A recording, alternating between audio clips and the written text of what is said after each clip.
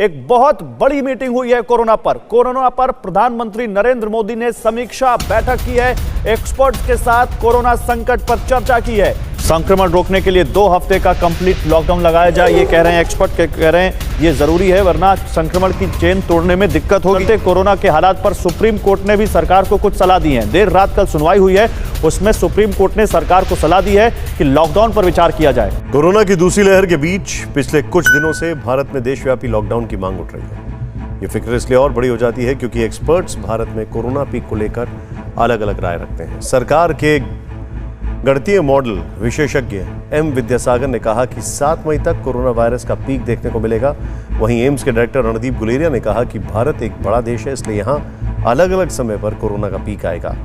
लेकिन जैसा कि हमने तब को थोड़ी देर पहले बताया था कि स्वास्थ्य मंत्रालय ने साफ कर दिया है कि एक दिन की ढिलाई भी महंगी पड़ जाएगी। तो सवाल यही उठता है कि क्या देश में संपूर्ण लॉकडाउन में अब जरूरी नहीं है? देश में कोरोना की चेन तोड़ने के लिए कहीं पूर्ण लॉकडाउन तो कहीं आंशिक लॉकडाउन और कहीं कोरोना कर्फ्यू लगाया गया है। लेकिन कोरोना की लहर अभी भी कम नहीं हुई है।